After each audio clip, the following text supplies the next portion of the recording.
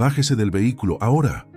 La voz tronó con autoridad seca, como una descarga eléctrica bajo la llovizna de la madrugada.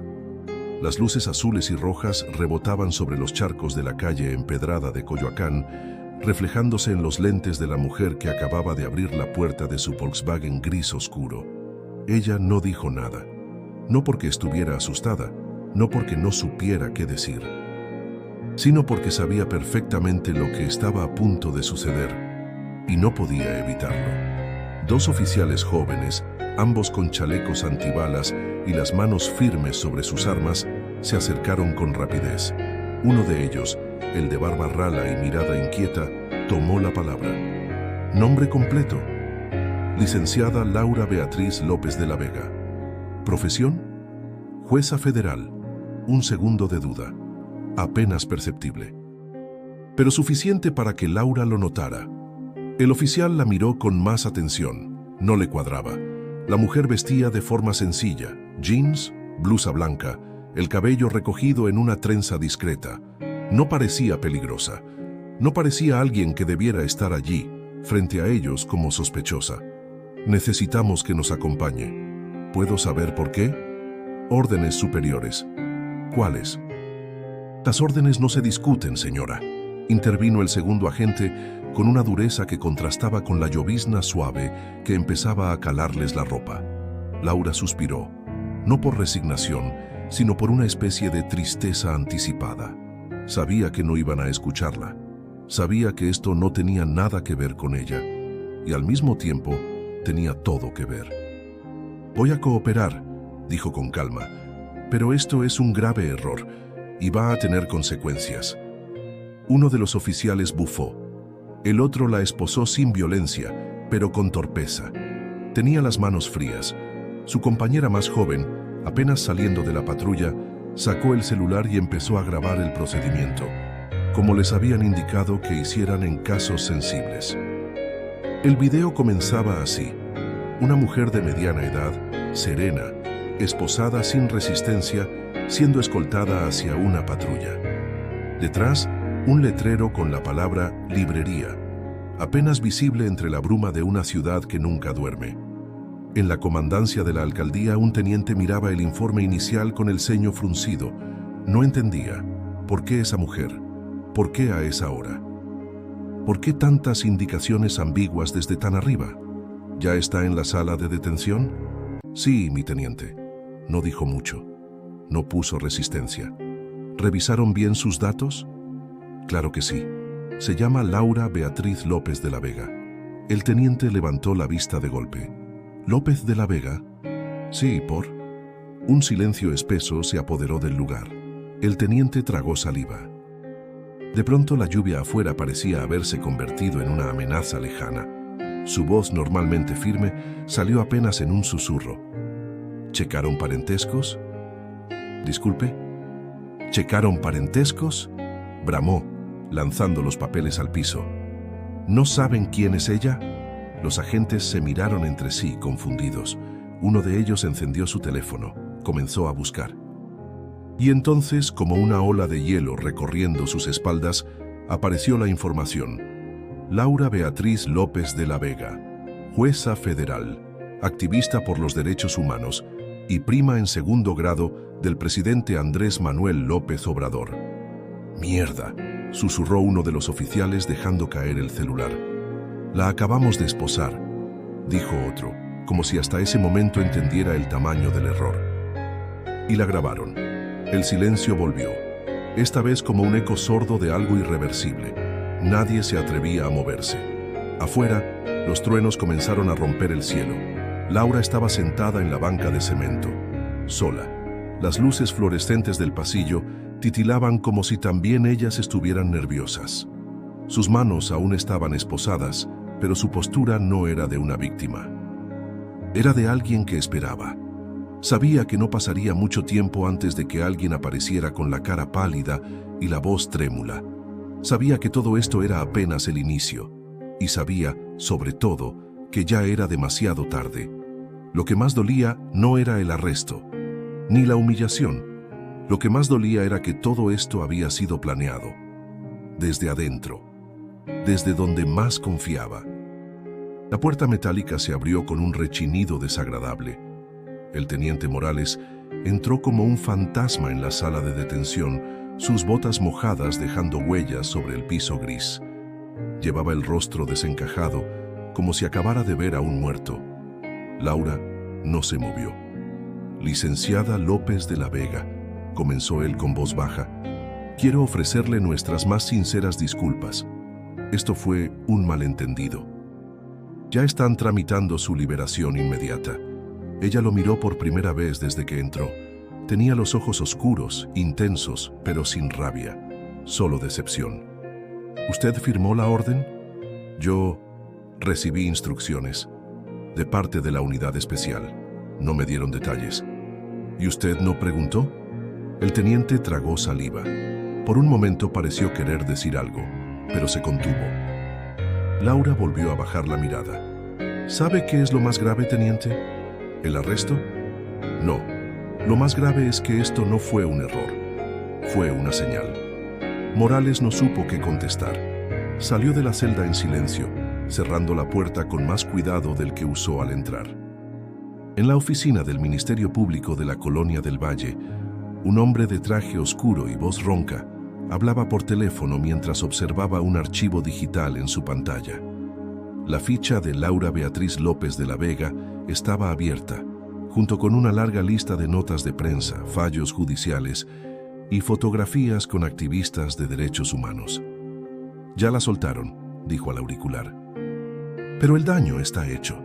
El video circula en grupos cerrados, lo están evaluando». Una pausa. «No, aún no sabe de dónde vino, pero lo sospecha. Se le nota en la mirada. Va a escarbar». Otra pausa. «Sí, ya tomamos precauciones». Colgó, cerró la laptop, encendió un cigarro y se acercó a la ventana. Desde allí podía ver el cielo gris y pesado de la capital, como una losa que aplastaba los edificios. En el fondo sabía que esto no era personal. Laura era un obstáculo, un nombre con demasiado peso en expedientes incómodos. Su parentesco solo hacía el asunto más delicado. Laura llegó a su departamento pasadas las 3 de la mañana.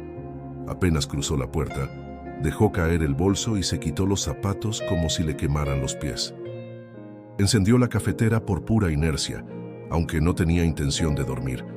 El departamento era modesto, silencioso, lleno de libros y plantas que había rescatado del abandono. En las paredes colgaban fotos familiares, recortes de periódicos, diplomas. En una esquina, una imagen en blanco y negro. Su abuelo con Andrés Manuel en un mitin cuando ambos eran jóvenes, antes de que el poder les cambiara los caminos. Mientras el café burbujeaba, Laura tomó su celular. Había mensajes de colegas, de periodistas, incluso de 2 senadores. Algunos solidarios, otros curiosos. Uno sin remitente solo decía: «Ahora sabes con quién no puedes contar». No respondió ninguno. Fue a su escritorio. Abrió una carpeta física, sellada con una cinta roja.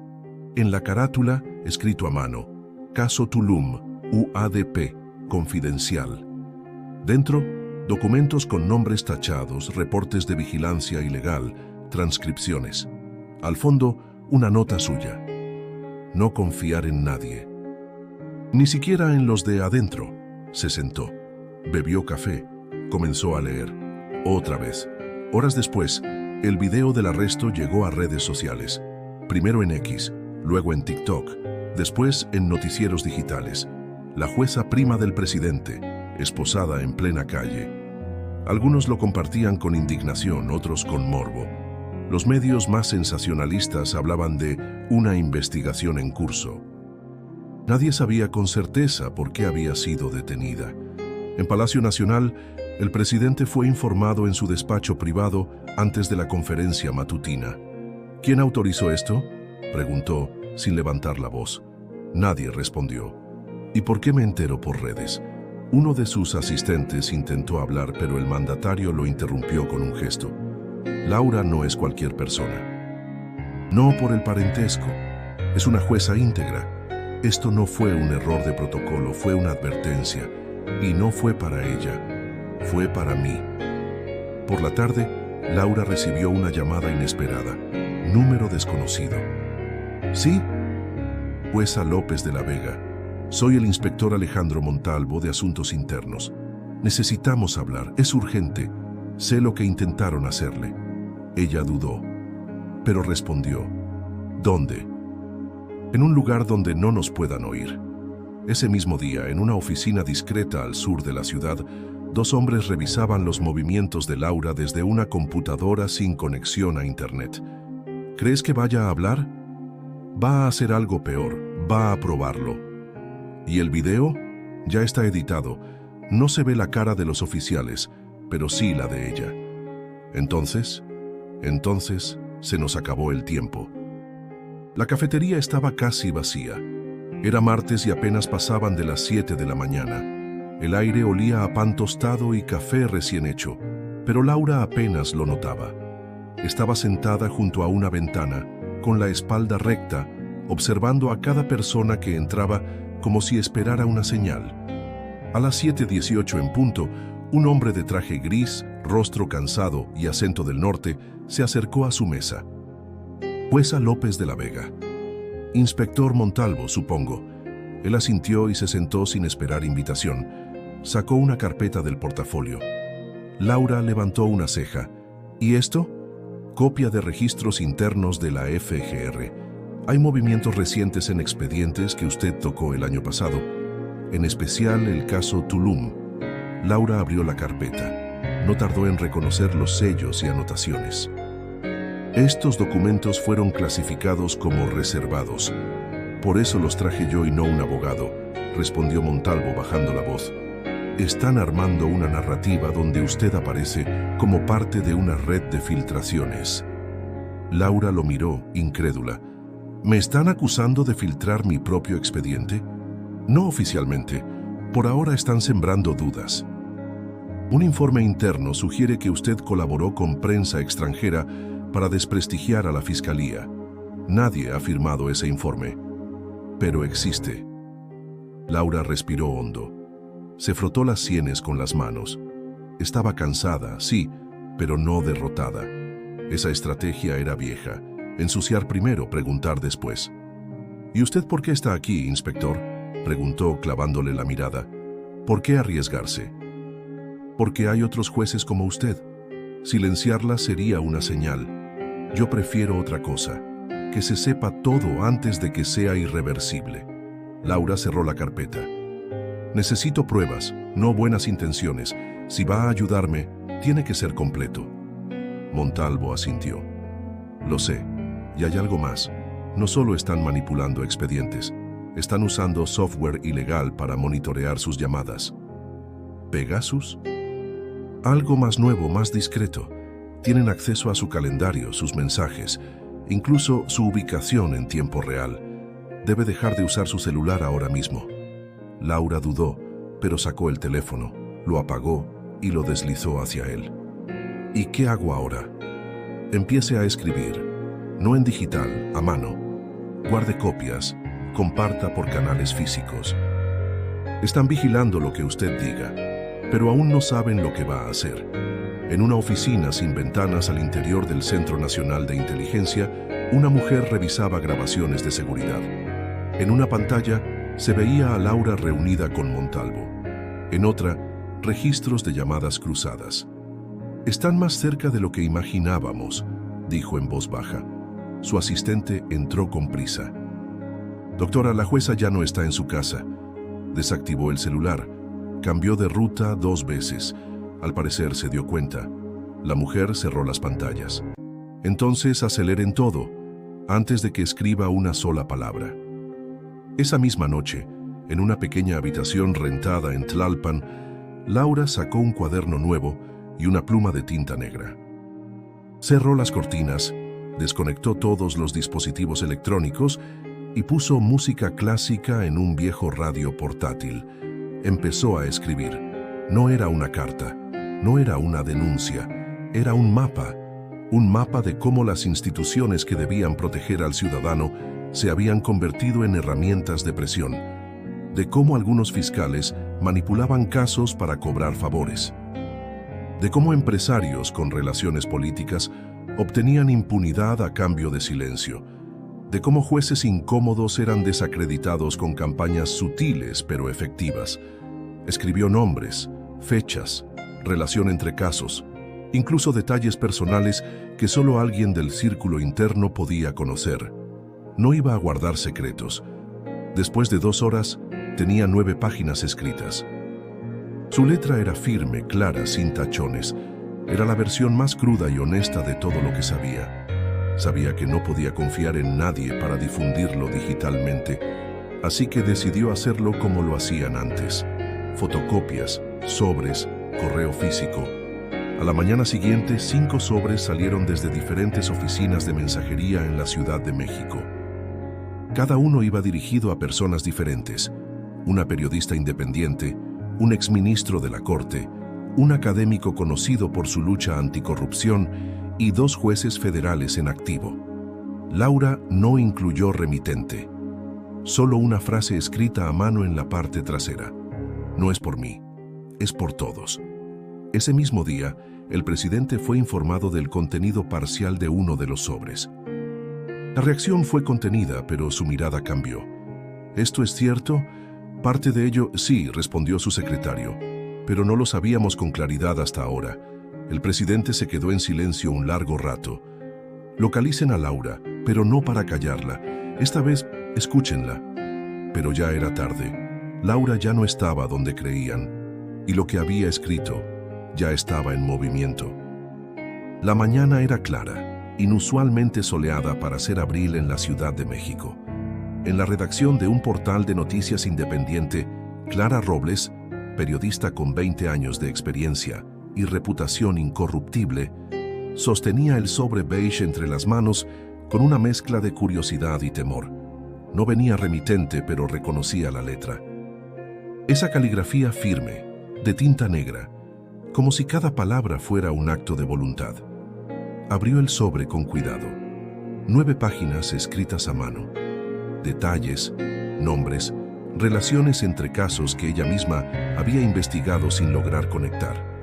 Y en medio de todo, el nombre de Laura Beatriz López de la Vega, jueza, prima del presidente, objetivo de una operación silenciosa. Clara cerró los ojos. La magnitud de lo que tenía frente a sí le oprimía el pecho. ¿Todo bien?, preguntó su asistente al notar su palidez. Sí, pero esto no lo podemos publicar. No todavía. Si lo hacemos mal, la van a desaparecer. Laura, por su parte, se había refugiado en una pequeña casa en Tepoztlán, Morelos. La propiedad pertenecía a una amiga de confianza, también jueza, retirada tras recibir amenazas anónimas hace años. Allí, entre montañas y bugambilias, por fin podía respirar sin miedo al siguiente paso. Sin embargo, no estaba quieta. Desde una máquina de escribir vieja, redactaba una versión más detallada del documento original. Su plan no era solo defenderse, era exponer el patrón, la red. Lo que estaba ocurriendo con ella no era un caso aislado, era un síntoma. Mientras tanto, en la Suprema Corte de Justicia, el magistrado Emilio Ramos leía otro de los sobres. Cuando terminó, se recargó en su silla, con los ojos cerrados. ¿Quién más recibió esto?, preguntó a su secretaria. Nos informaron que al menos 4 personas más. No sabemos si llegó a medios. Ramos sabía que ese tipo de información no circulaba por accidente. Laura sabía lo que hacía. Si estaba enviando esas cartas, no era por desesperación, era estrategia. Agende reunión con presidencia del Senado. Esto va más allá de lo judicial. ¿Y qué va a hacer usted? Lo único que queda, protegerla, aunque sea tarde. En las oficinas de inteligencia, el nerviosismo comenzaba a ser palpable. La Operación Silencio, nombre no oficial del protocolo de contención contra figuras públicas con información sensible, estaba siendo observada de cerca. Se les fue de las manos, dijo uno de los analistas, joven con cara de no haber dormido en días. Lo sabíamos desde el arresto y ahora, si la tocamos nos hundimos. Si no la tocamos también. Ya mandó todo. Una mujer de traje azul oscuro, parte del grupo de control político, Los interrumpió. Entonces, hay que cambiar el enfoque. Ya no se trata de callarla, se trata de desacreditarla, hacerla ver como una fanática, una resentida, una jueza emocionalmente inestable. Y si la gente no lo cree, nosotros no necesitamos que todos lo crean, solo necesitamos sembrar la duda. Laura, sin saberlo, ya lo esperaba. Por eso, mientras escribía, incluía no solo los hechos, sino los contextos. Justificaba cada nombre, cada conexión, cada observación con fechas, archivos físicos y copias guardadas en lugares distintos. No subestimaba el poder del aparato. Ya no.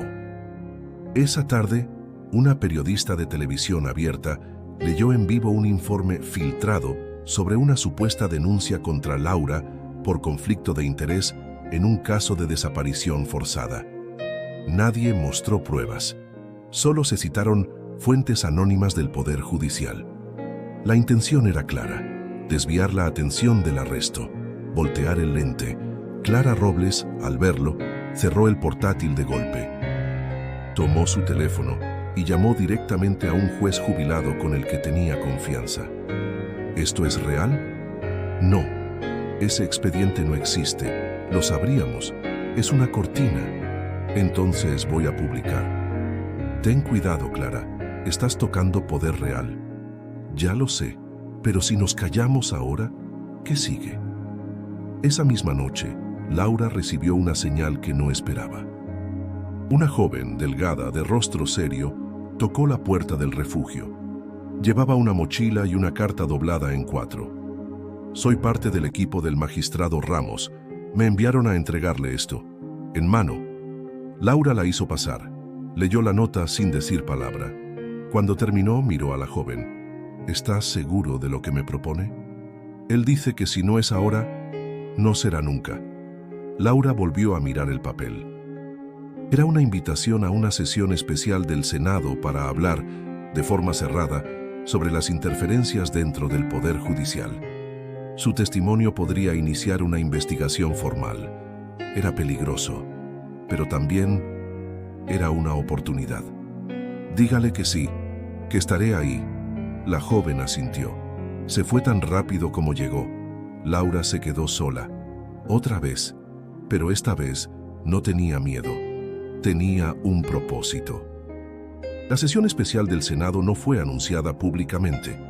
No hubo cámaras, no hubo prensa, solo senadores, asesores, 2 jueces federales, un fiscal de bajo perfil y Laura.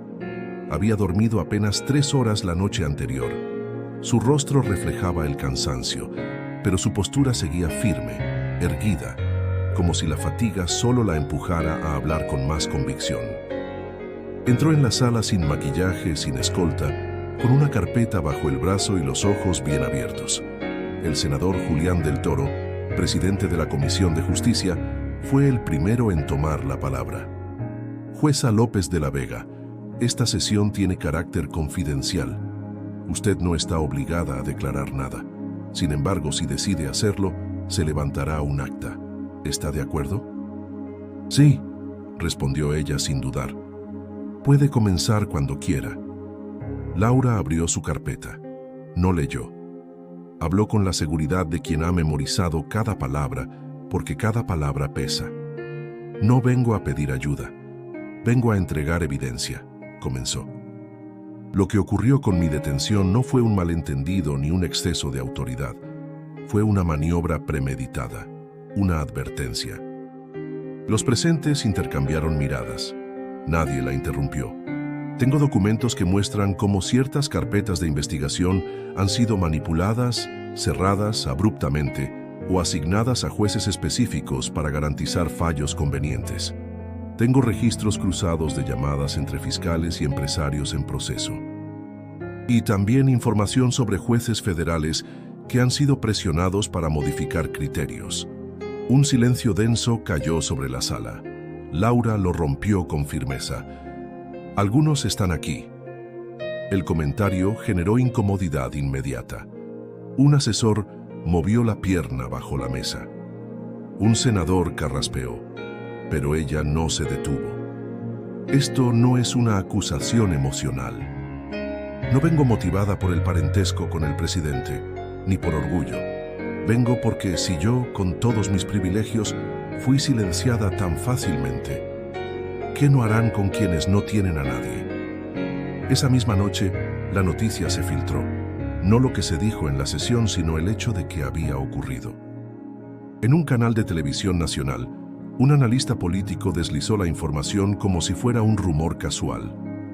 Hoy hubo una sesión extraordinaria en el Senado, según me informan, para tratar temas delicados sobre el sistema judicial. Se rumora que una jueza muy cercana a altos círculos del poder fue parte clave. ¿Qué está pasando dentro del Poder Judicial? En su escondite en Tepoztlán, Laura apagó la televisión. No sonrió, no reaccionó. Solo se quedó mirando la pantalla apagada. Sabía que el siguiente paso era el más peligroso. Ya no se trataba de si la gente creería en su versión. Se trataba de cuánto daño estaban dispuestos a hacerle para impedir que llegara más lejos. Mientras tanto, en un café del centro de Cuernavaca, Montalvo se reunía con un exagente de inteligencia que ahora trabajaba como investigador privado. «La quieren desacreditar», dijo el exagente mientras deslizaba un sobre. «Van a fabricar una historia de vínculos con grupos radicales. Le van a poner llamadas falsas y hasta un viaje a Venezuela que nunca hizo. ¿Y tú cómo sabes?» «Porque me ofrecieron dinero para hacerlo yo». Montalvo apretó los dientes. «¿Lo aceptaste?» «Lo rechacé. No porque sea moralista, sino porque esto huele a que se les va a caer encima. Y yo no quiero estar debajo cuando pase». En una sala apartada del Palacio Nacional, el presidente recibió un informe de 4 páginas. En él se detallaban las declaraciones de Laura, el impacto político potencial y los escenarios a futuro si los medios accedían a las pruebas.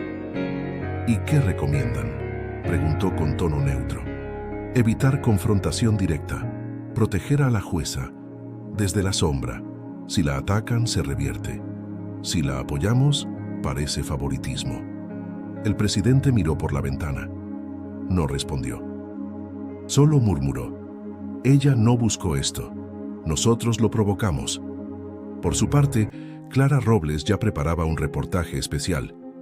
No iba a publicar aún las pruebas. Sabía que hacerlo prematuramente solo serviría para encender fuegos que Laura no podría apagar. En cambio, preparaba algo más poderoso: un perfil humano. La jueza que no se cayó. Un relato íntimo, serio, sin sensacionalismo, que pondría a Laura frente a la opinión pública como lo que era. Una mujer que eligió no tener miedo. El sábado siguiente, Laura recibió un mensaje inesperado. Era del propio presidente, no a través de asesores, no por funcionarios. Un mensaje de texto, breve, directo. «Necesito hablar contigo. Tú decides dónde y cuándo». «Hamlo». Laura leyó el mensaje una vez, luego otra. No contestó. Por ahora. El mensaje seguía ahí, en la pantalla del viejo celular que Laura encendía solo en momentos cruciales. No lo había respondido aún. No por miedo, sino por estrategia. Sabía que ese tipo de invitaciones no eran inocentes y sabía también que si aceptaba, tenía que ser bajo sus términos. Esa mañana, caminó hasta una cabina telefónica pública, una de las pocas que aún quedaban cerca del mercado en Tepoztlán, y marcó el número directo de Palacio. Lo tenía anotado en una libreta vieja desde hacía años, por si algún día lo necesitaba. Ese día había llegado. «Residencia presidencial, ¿con quién desea hablar?» «Con el presidente. Dígale que es Laura López de la Vega. Él sabrá». Un minuto después escuchó su voz al otro lado de la línea. Era más grave que en las mañaneras, más pausada. «Gracias por llamar, Laura. No lo hago por ti, lo hago porque ya no tengo otro camino. ¿Dónde quieres que hablemos?» «En la casa de tu madre, en Tabasco, sin escoltas, sin grabaciones».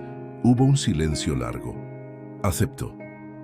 2 días después, bajo un cielo pesado por la humedad del sureste, Laura descendió del autobús en Macuspana.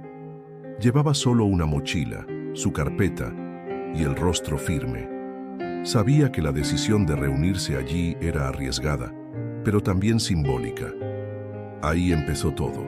Ahí nació la historia política que los unía y que ahora los enfrentaba. La casa estaba igual que siempre, una construcción sencilla con paredes de bloc sin revocar y un zaguán pintado de azul cielo. Al entrar, lo encontró sentado en el patio trasero, bajo una hamaca que colgaba como testigo del tiempo. ¿Quieres café?, preguntó él como si fuera cualquier otra visita. Quiero respuestas. Él asintió. No se sorprendió. Sirvió 2 tazas y se sentaron en silencio por un momento. Las cigarras chirriaban a lo lejos. Luego ella habló. ¿Tú supiste de mi arresto antes de que ocurriera? No. ¿Y después? Apenas unas horas después. Y me aseguré de que te soltaran de inmediato. Eso ya no importa. El daño ya estaba hecho. ¿Tú sabes quién lo ordenó? Él dudó. Luego, con una honestidad cansada, admitió. No directamente. Pero sé de dónde vino la presión. Gente que no confía en ti, que te ve como un riesgo. ¿Y tú?, preguntó ella clavándole la mirada. ¿También me ves como un riesgo? Él bajó la vista. Te veo como alguien que no se deja comprar, y eso incomoda a muchos, incluyéndote. Él sonrió con amargura. No me incomodas, me preocupas, porque sé que eres capaz de ir hasta el final. Y lo voy a hacer, afirmó ella sin temblar, porque esto ya no es por mí, es por lo que represento. ¿Y qué es eso? La prueba de que el poder no es impune, ni siquiera el tuyo. Esa noche, Laura regresó a la ciudad en silencio. No hubo acuerdos, no hubo amenazas, solo un reconocimiento mutuo de que, aunque compartían sangre, estaban en caminos irreconciliables. Mientras tanto, en la redacción de Clara Robles, el reportaje ya estaba listo. La jueza que eligió el silencio correcto, un perfil humano, pero directo, narraba su historia desde los años en la UNAM, su trabajo con víctimas de feminicidio, su activismo silencioso, hasta el día del arresto. Clara lo leyó 3 veces antes de enviarlo al editor.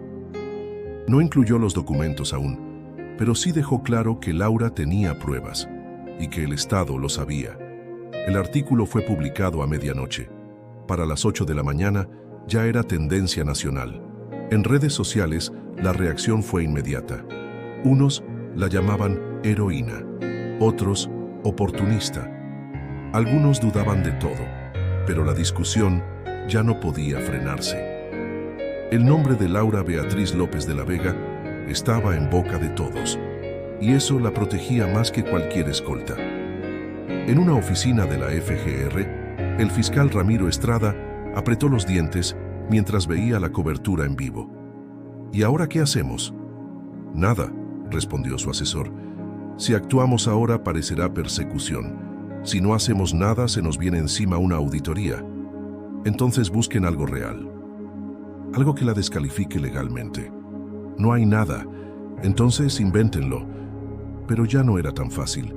El foco estaba encima. Esa misma tarde, Montalvo se le apareció a Laura sin avisar. Llevaba un sobre pequeño.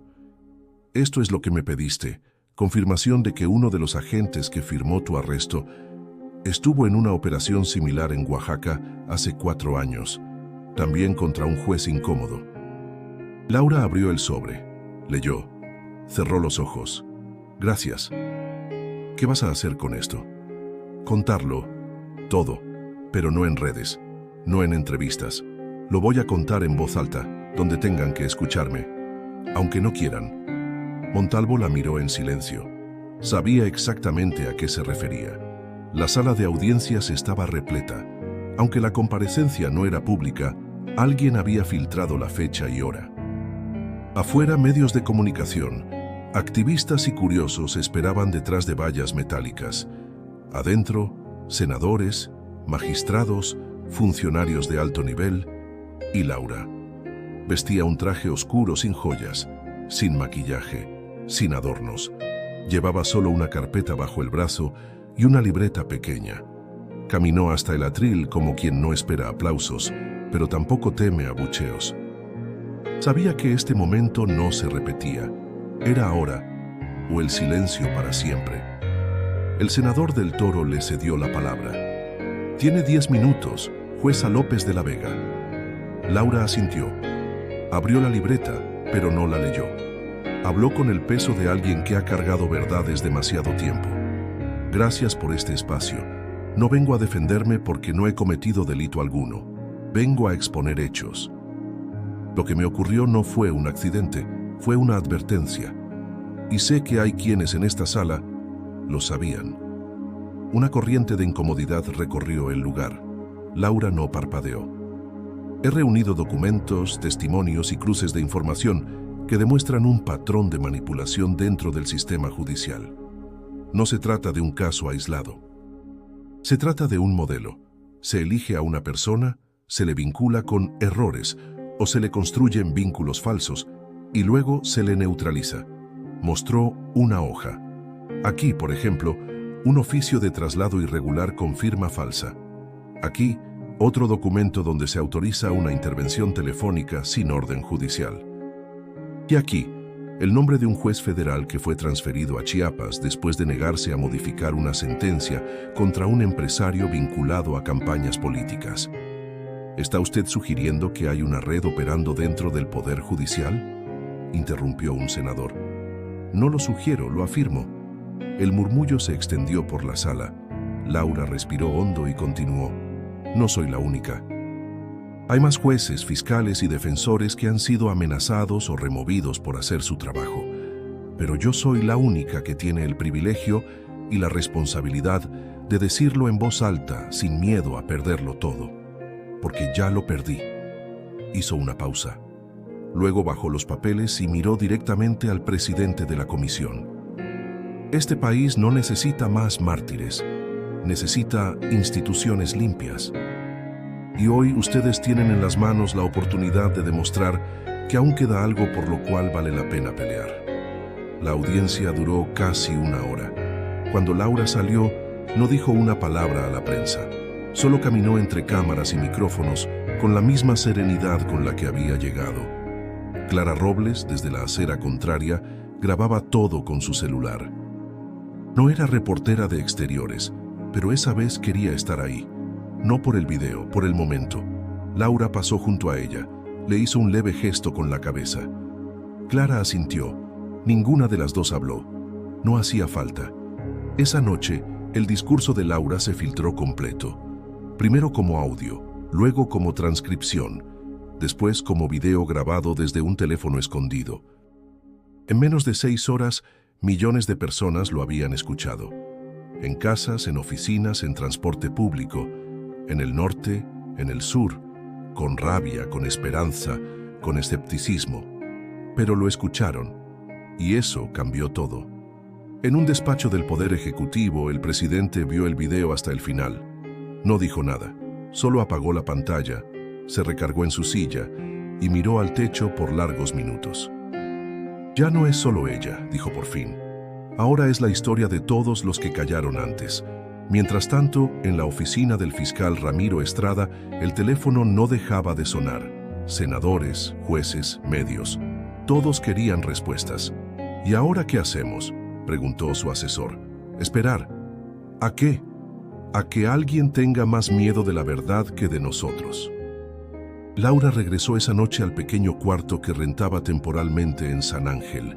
Estaba agotada.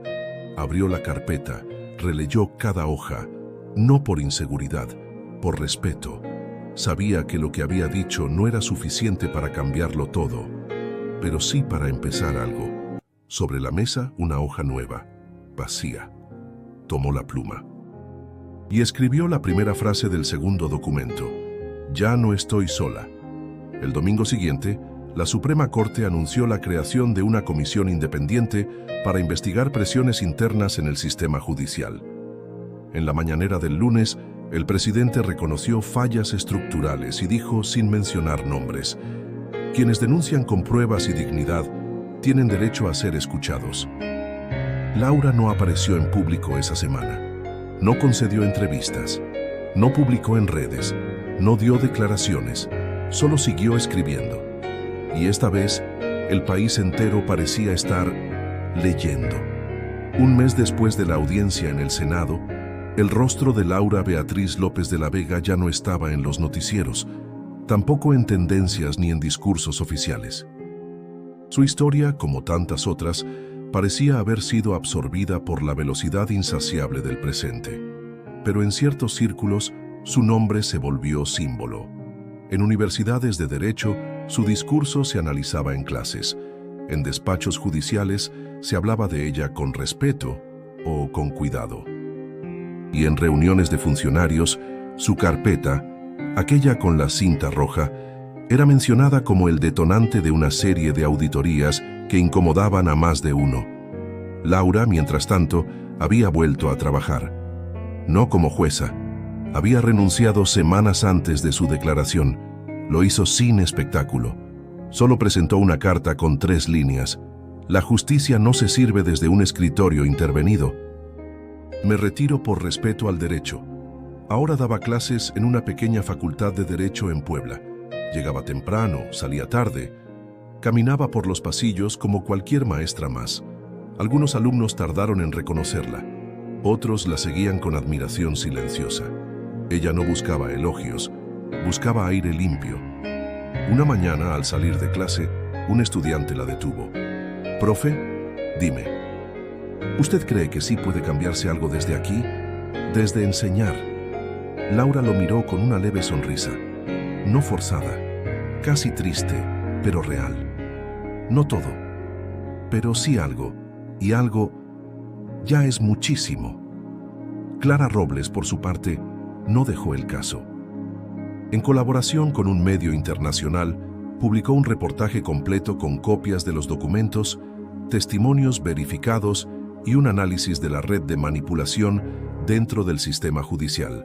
No fue trending, no causó escándalo masivo, pero fue leído donde tenía que ser leído. La ONU emitió un comunicado pidiendo protección para jueces independientes en México. Y una fiscalía estatal en voz baja comenzó a revisar sentencias pasadas con sospechas de presión política. El inspector Montalvo fue reasignado. Lo mandaron a un cargo menor en Baja California por rotación de personal. Nunca se quejó. Le bastaba con saber que Laura seguía libre y viva. Un día, recibió una carta escrita a mano, sin firma. Solo decía: «Gracias por creer antes de que fuera fácil». El presidente no volvió a mencionarla, pero sí promovió reformas discretas, fortalecimiento de jueces de control, sanciones por órdenes de detención ilegales y nuevos protocolos para evitar errores de procedimiento. Los analistas lo llamaron cambio técnico. Laura lo llamó reacción con disfraz. En una tarde tranquila, sentada bajo un árbol en el patio de su nueva casa, una casa sencilla entre montañas poblanas, Laura hojeó su libreta, la misma en la que había comenzado a escribir cuando todo parecía derrumbarse.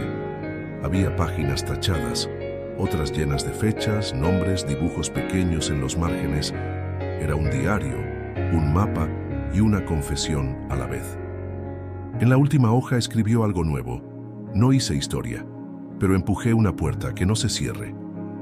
Un fin de semana, en una pequeña ceremonia académica, fue invitada a recibir un reconocimiento por su integridad profesional. Asistieron pocas personas. No hubo cámaras. El decano leyó un discurso breve. Al final, le ofrecieron el micrófono. Laura dudó. Luego caminó hasta el podio. «No tengo mucho que decir», dijo con tono suave. «Solo una cosa. Lo más difícil no fue hablar, fue quedarme de pie después de haberlo hecho, porque el verdadero costo de decir la verdad no es lo que se pierde, sino lo que ya no se recupera». Silencio. Nadie aplaudió de inmediato, luego sí, pero no por cortesía, por respeto. Afuera, un periodista joven que apenas la conocía le preguntó: «¿Qué haría distinto si pudiera volver atrás?». Laura lo pensó.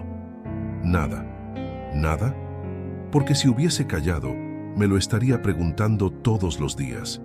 Esa noche, en su casa, Laura encendió la radio. Música de trova, un vaso de agua. Ningún teléfono encendido. Abrió una novela que había dejado a medias antes de su arresto. La vida no era perfecta, ni justa, ni limpia, pero al menos esa noche era suya, y eso, en este país, ya era una victoria.